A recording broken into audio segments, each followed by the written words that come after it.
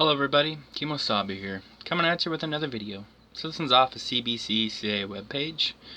I read it by Catharine Tunney of the CBC News, posted on June 7th of 2020 at 4 a.m. ET time, last updated June 8th.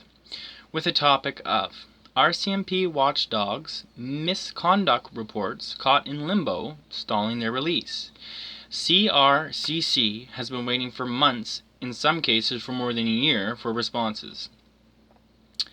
The RCMP continued to mull over a number of high-profile investigations completed by its watchdog body involving allegations of mounting misbehavior, ultimately stalling the release and raising questions about the effectiveness of public oversight. Ultimately, it undermines the legitimacy of the force when individuals don't get answers to the complaints that they have, said Kristen Luprich, a professor at the Royal Military College, who has written extensively on RCMP oversight. And all they get is their monthly update letter that your complaint is still with the Commissioner. Calls for changes to the RCMP ramped up this week after an officer in Nunavut was caught on camera using his truck's door to knock a man over before arresting him. Those calls are part of a broader debate in this country about police use of force, inspired both by incidents in Canada and by the continent-wide wave of protests triggered by George Floyd's death in police custody in Minneapolis. The Civilian Review and Complaints Commission for the RCMP, the CRCC, is the independent body tasked with reviewing Mounties' behavior. It receives, on average, more than 2,000 complaints from the public every year, ranging from allegations of wrongful arrest and improper use of force to reports of bad driving. While it doesn't publicize the results of every review, citing the need to protect complainants' privacy, it does go public with chairperson-initiated complaints and public interest investigations which involve incidents that are already in the public domain. A number of CRCC's high-profile investigations have been stalled for months, in some cases for more than a year. Whenever the CRCC isn't satisfied with the RCMP's handling of a complaint, its report on the complaint lands on the RCMP Commissioner's desk for review. Commissioner Brenda Luckey and her team then identify which of the CRCC's recommendations the RCMP intends to pursue. If the Commissioner disagrees with any of the recommendations, she must provide the CRCC with reasons. Only then can the CRCC's final report be compiled and released. One incomplete review was started in 2013. The Complaint Commission is still waiting for the RCMP to weigh in on its investigation and how the RCMP handled Indigenous-led anti-fracking protests in New Brunswick back in 2013. The CRCC said it sent the RCMP its report on March 2019 and is waiting to hear which, if any, of its recommendations will be accepted. In an unusual move, CRCC Chair Mylène Lahaye did release a portion of her commission's findings earlier this year when she announced the commission wouldn't investigate claims that the RCMP acted unlawfully during recent protests in Wet'suwet'en territory in BC because recommendations addressing identical issues were sent to the force almost a year ago. In 2016, the CRCC started to review a controversial arrest made by Coquitlam Mounties during an annual condo board meeting in the BC city. A shocking video of the incident showed an officer dragging an elderly man down a flight of stairs. In the immediate aftermath, critics questioned the Mounties' use of force and whether language barriers were at play. The CRCC said it finished its reports in February 2019 and is still awaiting Commissioner Luckey's response. In early 2018, the watchdog launched 2 investigations into the RCMP's handling of the shooting death of Colton Boucher, the 22-year-old from Red Peasant Cree Nation who was shot and killed during an altercation with Saskatchewan farmer Gerald Stanley in August 2016. A jury at Stanley's trial acquitted him of a second-degree murder in February 2018. The CRCC confirmed it finished its investigation and gave the RCMP its findings along with some recommendations in January of this year. The RCMP has not yet responded to CBC's News' repeated requests for information about the delays. The last public final reports published by the CRCC came out in 2017 when Bob Paulson was RCMP commissioner. There's definitely a resource challenge. There's probably also an institutional challenge, said Lupruch. I get the sense that the RCMP has never felt that either transparency or oversight is an asset in terms of the way they do business, and that they sort of feel they have figured it out, so that's never been a very happy relationship. They're not agile enough, I think, to deal with multiple challenges, multiples of these reports at the same time, but that shouldn't mean that reports have to wait as long as they do. CRCC spokesperson Kate McDerby said there is no limit in the RCMP Act on the amount of time the Commissioner has to respond to a CRCC interim report. The head of the RCMP also doesn't have to accept the recommendations. If they don't accept the recommendation, it kind of ends there, said Ian Scott, who led the Ontario Special Investigations Unit from 2008 to 2013. It can go to the desk of the minister, but that's it. There's no system in the federal system for independent adjudication of a complaint or incident by the RCMP.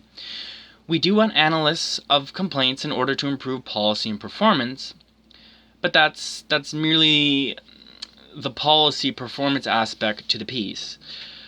What about conduct-related complaints, where there is misconduct on behalf of the officers they ought to be disciplined for? That's just not part of the process, so that is, in my view, problematic for a civilian oversight agency. The CRCC is described as distinct and independent from the RCMP, but police accountability advocates say they worry about how much the Watchdog agency has to rely on detachments to conduct their reviews. But really, to be brutally honest, the investigation process is simply not in the hands of the RCMP Complaints Commission. It's in the hands of the affected division of the RCMP, which makes the Complaints Commission subject to criticism, said Scott. So, when you look at some of the typical hallmarks of independence and public confidence, they're missing a couple of links in the process. CRCC doesn't collect race-based data. Since most complaints to the CRCC are private, it's not clear if the Commission is also experiencing a lag in response times. The CRCC did cite improving its response times on complaints as a goal in its plan for 2020 to 2021, suggesting it knows some improvement is needed. The agency said it doesn't collect race-based data, so it's not clear how many of these complaints involve Mounties, interactions with minority communities.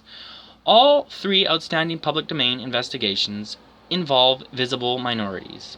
A 2015 Statistics Canada report, the most current survey of its kind, showed that Canadians who reported having contact with police in the 12 months prior for any reason rated police performance lower than did those who had no contact with the police.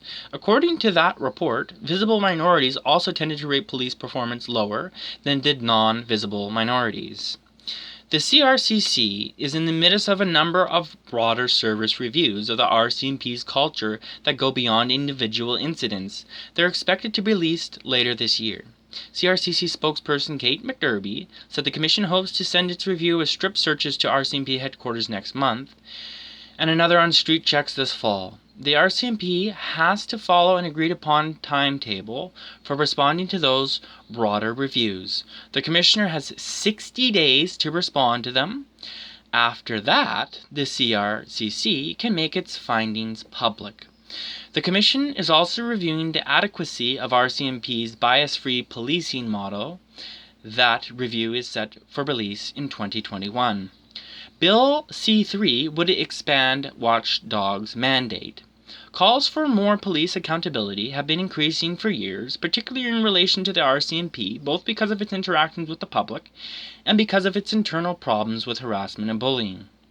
Following multiple reports calling for more civilian oversight of the RCMP, the federal government announced a new management advisory board last year to offer administration and management advice to the RCMP. The public knows very little about the board's work so far. CBC's News asked the Federal Public Safety Department for an update on its work since its appointment in June 2019. The RCMP wrote back that the board has provided advice to the Commissioner on workplace harassment, recruitment, strategic direction, finances, and governance, but it has not launched any specific reports to date. This advice has been captured in the summaries that have been prepared for each meeting, said RCMP spokesperson Catharine. These summaries are currently available by submitting an Access to Information request. The CRCC's planned budget for 2020 and 2021 amounts to more than $10 million, and the agency has a full-time staff of just over 50 people. That could change if Bill C-3, which would expand the CRCC's mandate to include the Canada Border Services Agency, passes through Parliament.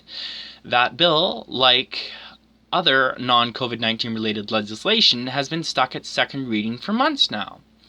The reason we have these oversight agencies is precisely so that we have accountability that is civilian and independent, said Luprich. And it seems that federal agencies, interestingly, whether it's the RCMP or CBSA, don't seem to be particularly keen on those.